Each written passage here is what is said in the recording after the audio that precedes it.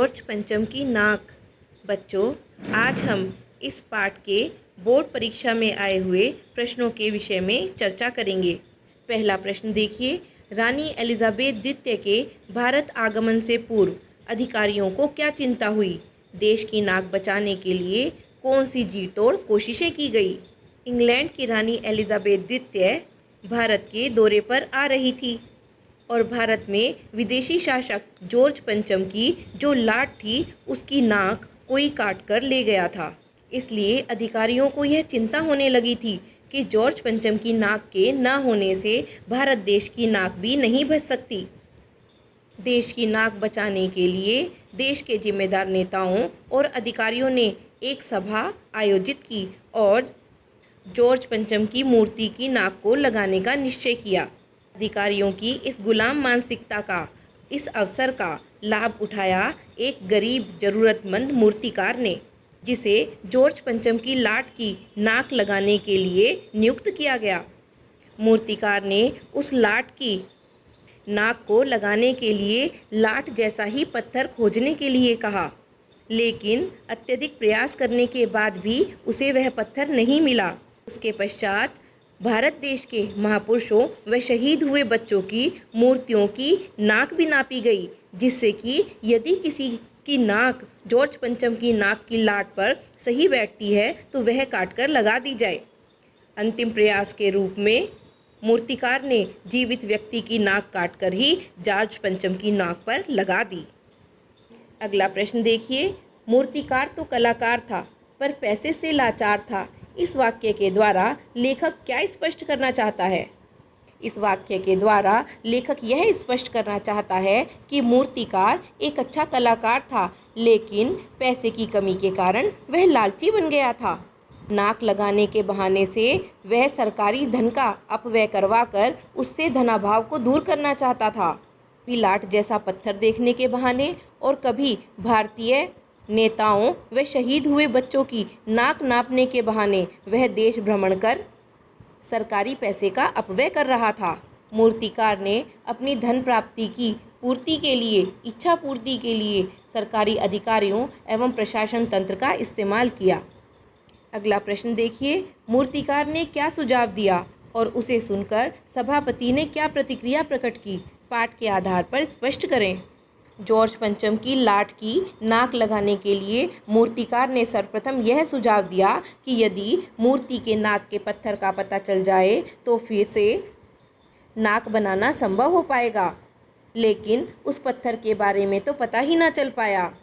पहाड़ों पर जाने और अत्यंत परिश्रम करने के बाद भी जब मूर्तिकार को पत्थर नहीं मिला तो मूर्तिकार ने कहा कि नाक का पत्थर विदेशी है। इस पर सभापति ने यह प्रतिक्रिया प्रकट की कि जब हमारी सभी चीज़ें, दिल, दिमाग, तौर तरीके, रहन सहन सभी विदेशी हैं तो फिर हम एक विदेशी पत्थर क्यों नहीं खोज पा रहे हैं? यहाँ लेखक ने उस मानसिकता पर व्यंग्य किया है जो पाश्चात्य संस्कृति का अंधानुकरण करती है।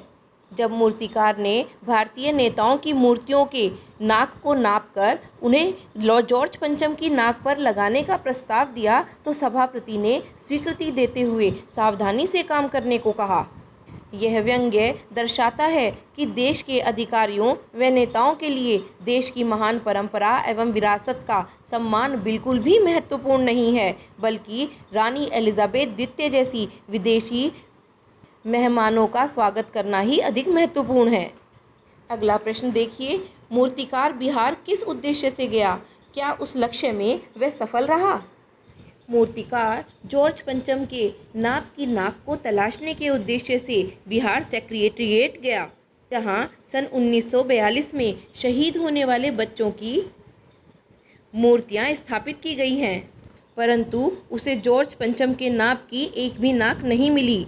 सभी शहीद बच्चों की नाक जॉर्ज पंचम की नाक से बड़ी थी, अतः वह अपने उद्देश्य में असफल रहा।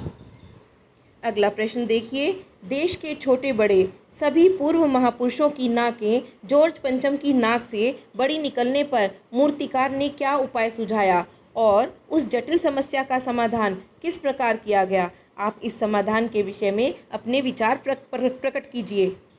देश के छोटे बड़े सभी पूर्व महापुरुषों की नाकें जॉर्ज पंचम की नाक से बड़ी निकलने पर मूर्तिकार ने एक आश्चर्यजनक विचार व्यक्त किया। उसने कहा, 40 करोड़ भारतीय लोगों में से किसी एक की जिंदा नाक काटकर लगा दी जाए, जिसकी जिम्मेदारी कमेटी द्वारा मूर्तिकार को सौंप दी गई थी। इस आश्चर्यजनक तथा अमानवीय विचार के द्वारा कार्य के द्वारा जॉर्ज पंचम की नाक लगाने का मसला हल किया गया। मेरे विचार से यह घटना पूरी भारतीय जनता व राष्ट्र के आत्मसम्मान को आहत करती है। एक जिंदा व्यक्ति की नाक लगाने में भारतीय देश के नागरिक की बलि दिए जाना संपूर्ण व्यवस्था की असफलता को प्रदर्शित करता है। एक ऐसी व्यवस्था जो धन व सत्ता पाने के लालच में किसी भी प्रकार का उपाय करने के लिए तैयार हो जाती है। अगला प्रश्न देखिए, कहानी के आधार पर आपको मूर्तिकार का चरित्र कैसा लगता है? अपने शब्दों में लिखिए। कहानी के आधार पर मूर्तिकार अत्यधिक चतुर एवं वाक्पटु है। वह अपना हित कार्य करने के लिए दुस्साहसिक कार्य करने से भी पीछे नहीं हटता। वह पैसों के लिए हाथ आए हुए अवसर को छोड़ना नहीं चाहता। वह सरकारी धन से पूरे देश का भ्रमण कर लेता है। उसे सरकारी तंत्र के कार्यशैली के बारे में पूरी जानकारी है। वह जानता है कि सरकारी अधिकारियों को मूर्ख बनाना बहुत सरल है। वस्तुतः वह मूर्तिकार केवल मूर्तिकार न होकर एक कुटिल राजनीतिज्ञ की भांति व्यवहार करने वाला व्यक्ति प्रतीत होता है। वह अपने स्वार्थ को सर्वोपरि रखते हुए भारतीय स्वतंत्रता सेनानियों व बच्चों की मूर्ति से नाक उतारकर जॉर्ज पंचम की मूर्ति पर लगाने का सुझाव देता है। अपनी राजनीतिज्ञ विचारधारा के कारण ही वह अंत में जिंदा व्यक्ति की नाक लगाने का उपाय देता है। जॉर्ज पंचम की नाक कहानी किस शब्द पर केंद्रित है? इस कहानी का उद्देश्य स्पष्ट कीजिए। जॉर्ज पंचम की नाक, यह पूर्ण कहानी नाक शब्द पर केंद्रित है। नाक को मान प्रतिष्ठा व सम्मान का प्रतीक माना जाता है। यह कहानी उन भारतीय अधिकारों की गुलाम मानसिकता पर करारा व्यंग करती है जो विदेशी शासक के आगे हाथ जोड़े खड़े रहते हैं। यह उनकी दूषित मानसिकता ही तो है कि विदेशी शासन के प्रतीक जॉर्ज पंचम के बुत को जिंदा नाक लगाने के लिए वे तैयार हो जाते हैं। कहानी यह स्पष्ट करती है कि गुलाम मानसिकता वाले भारतीयों के लिए महान व्यक्तियों एवं बच्चों के मान सम्मान एवं बलिदान का महत्व विदेशी शासन एवं शासकों से अधिक बड़ा नहीं है। जॉर्ज पंचम की नाक में किसके आने की चर्चा हो रही थी? जॉर्ज पंचम की नाक को लेकर सरकारी तंत्र की बदहवासी उनकी किस मानसिकता को दर्शाती है? जॉर्ज पंचम की नाक में इंग्लैंड की महारानी एलिजाबेथ द्वितीय के भारत आने की चर्चा हो रही थी। सरकारी तंत्र में जॉर्ज पंचम की नाक लगाने को लेकर जो चिंता और बदहवासी दिखाई देती है, उससे उनकी गुलाम मानसिकता का बोध होता है। इससे पता चलता है कि वे आज़ाद होकर भी अंग्रेजों के गुलाम हैं। उन्हें अपने उस विदेशी शासक की लाट की नाक बहुत मूल्यवान प्रतीत होती है, जिसने भारत को गुलाम बनाया, अपमानित किया और भारतीयों का शोषण किया। उनके प्रति नाराजगी प्रकट न करके और उन्हें अब भी सम्मान देकर वे अपनी गुलाम व दूषित मानसिकता को ही दर्शा रहे हैं। यह बात सही है कि अतिथि का सम्मान करना ठीक है, किंतु वह सम्मान अपने सम्मान की कीमत पर नहीं होना चाहिए।